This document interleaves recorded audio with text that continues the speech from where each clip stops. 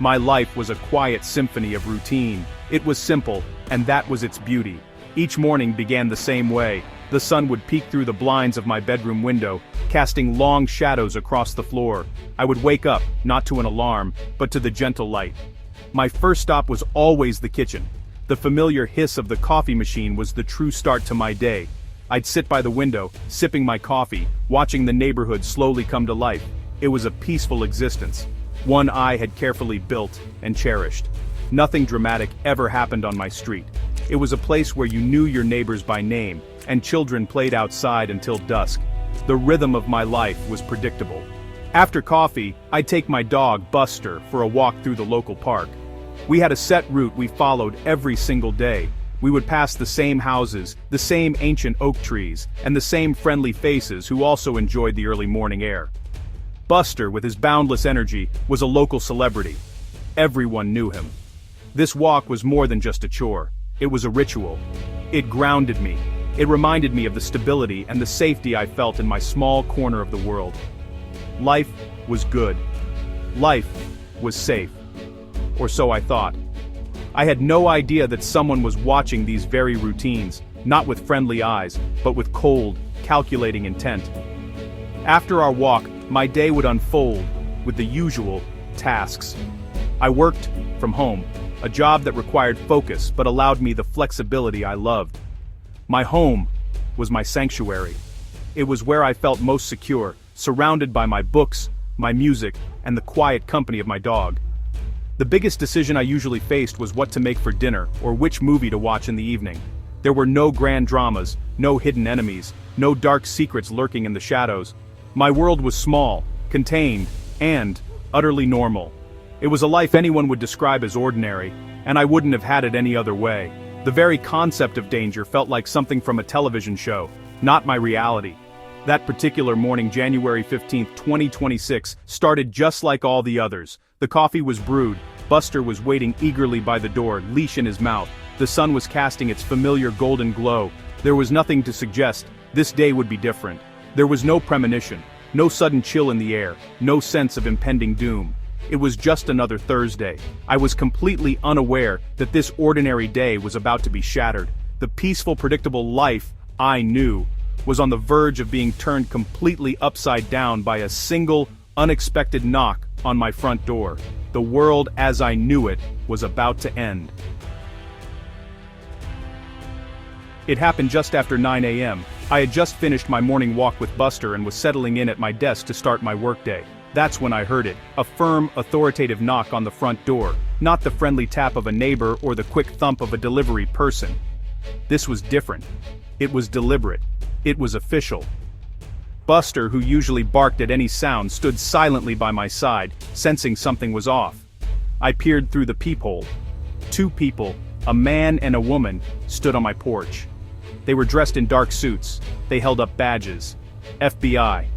My heart immediately started to pound against my ribs. I opened the door, a wave of confusion washing over me. Why would the FBI be at my house? I had never even had a speeding ticket. "Can I help you?" I asked, my voice barely a whisper. The agents introduced themselves. They were polite, but their expressions were grim. They asked if they could come inside. They said it was a matter of urgent importance. My mind raced through 1,000 possibilities, each more absurd than the last. Was it a mistake? Were they looking for someone else? I led them into my living room, the same room where I felt so safe just moments before. Now, it felt cold and foreign. The agents sat on my couch, their eyes scanning the room. "We need to talk to you about a threat against your life," the female agent said, her voice calm and direct. The words hung in the air, heavy and unbelievable. A threat against my life. It sounded like a line from a movie. I think I laughed, a short, nervous burst of sound. It had to be a joke, a terrible, elaborate prank. But their faces remained serious, their gazes unwavering. They were not joking. The male agent explained that my name had appeared on a list. Not just any list. It was a target list on a murder-for-hire website operating on the dark web. The reality of their words began to sink in, slowly at first, then all at once, like a tidal wave of ice-cold fear. My world tilted on its axis. I couldn't process it. Who would want to kill me? I was a nobody. I lived a quiet life. I didn't have any enemies. I didn't have a secret fortune. I was just me. The agents watched me, their expressions a mixture of professionalism and what looked like pity. They were used to this world of violence and danger, but I was a tourist who had been unwillingly dragged into it. My hands started to shake. The simple, safe reality I had woken up to that morning had been a complete illusion. The foundations of my life were cracking, and I was terrified of what was about to crawl out from the darkness below. The agents opened a laptop. They wanted to show me the evidence. They warned me it would be disturbing. The screen glowed, and my own face stared back at me. It was a photograph taken without my knowledge. I was walking Buster in the park, the same route I took every single morning. I was smiling, completely oblivious. The photo was grainy, clearly taken from a distance with a long lens. It felt like a profound violation. Seeing myself through the eyes of someone who wanted me dead was a chilling, surreal experience. My daily routine, my source of comfort, had been used to catalog me like an animal.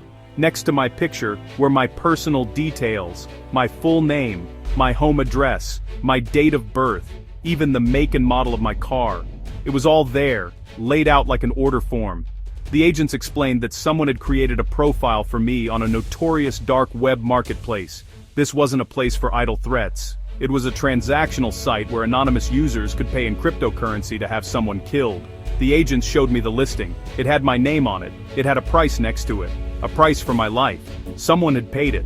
The transaction was complete. A hitman had accepted the job. The payment had been made in Bitcoin, they explained. It was a significant amount, enough to ensure the job was taken seriously. The hitman was an anonymous figure, a ghost in the system. The FBI had discovered the plot while monitoring the illicit marketplace as part of a larger ongoing investigation. My name was just one of several they had found. They had no idea who placed the order, or why. All they knew was that the contract was active. Someone, somewhere, had paid a stranger to end my life, and the clock was ticking. The agents tried to reassure me that they were doing everything they could to protect me. But how can you protect someone from a threat you can't see? The room began to feel smaller, the air thicker. I struggled to breathe. My mind was a vortex of questions. How did they get that photo? How did they know where I lived? Who hated me this much? I kept replaying my life in my head, searching for a clue, an enemy I had made, a grudge I had forgotten. But there was nothing. Just a quiet life filled with ordinary days. The agents couldn't give me any answers. They were there to deliver the warning, not to solve the mystery of my own life. They told me to be vigilant, to change my routines. But how do you change everything when your entire life has become a potential crime scene? Panic set in. It was a raw, primal fear that I had never experienced before. Every shadow seemed to hold a threat. Every passing car felt like a potential danger. The agents advised me to leave my home for a while, to stay with family or friends. But where could I go that was truly safe? If someone knew my routines this well, they could likely find me anywhere. My home, once my sanctuary, now felt like a trap. The walls seemed to be closing in. I looked at the windows, not at the view outside, but imagining someone looking in. The feeling of being watched was constant and suffocating. My sense of security was completely gone. In the days that followed, I became my own detective. My mind worked overtime, obsessively trying to connect the dots.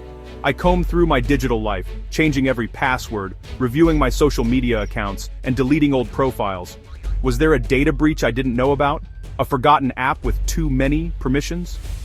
I thought about every person I had ever interacted with, every distant relative, every former colleague, every casual acquaintance. I created long lists of names, trying to find a motive, a reason, a hint of malice. It was an exhausting and fruitless exercise. It only deepened my paranoia, making me suspicious of everyone. I tried to follow the FBI's advice. I abandoned my morning walks with Buster. We stayed inside, the park now a forbidden zone. I stopped ordering food delivery. I covered my windows. I lived in a state of self-imposed lockdown, a prisoner in my own home. The silence was the worst part. It was a heavy, loaded silence, filled with the terrifying possibility of what could happen. Every creak of the floorboards, every rustle of leaves outside, sent a jolt of adrenaline through me. Sleep became a luxury I could no longer afford. I would lie awake for hours, listening, waiting for a sound that signaled the end. The investigation continued, but news from the agents was sparse. They were working, they assured me, but the world of the dark web is designed for anonymity. Tracing the Bitcoin payment was a monumental task. The person who ordered the hit was a ghost. The hitman was a phantom. I was living in the middle of a nightmare with no clear villain and no foreseeable end. The threat wasn't a person I could see, or a danger I could confront. It was an invisible weight pressing down on me, a constant, terrifying knowledge that someone wanted me gone, and I had absolutely no idea who or why. My life had become a waiting game. About a week after the FBI's visit, it arrived. I was checking the mail, a simple act that now felt fraught with peril. Tucked between a utility bill and a grocery store flyer was a plain white envelope. There was no return address. My name and address were printed on the front in stark, block letters. My hands trembled as I opened it. My heart was pounding, a frantic rhythm against my ribs, a drumbeat of pure terror. I knew, even before I saw what was inside, that this was not a friendly letter. This was a message. A reminder that they were still out there watching me. Inside, there was no letter, no note with demands or explanations. There was only a single photograph.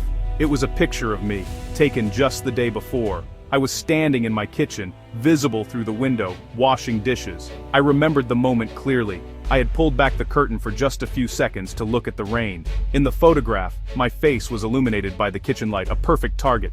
It was a message of power, a demonstration of their reach. They could see me even inside my own home. They were close. They were always close, and they wanted me to know it. This was not just a remote, digital threat anymore. Tucked behind the photograph was a small slip of paper.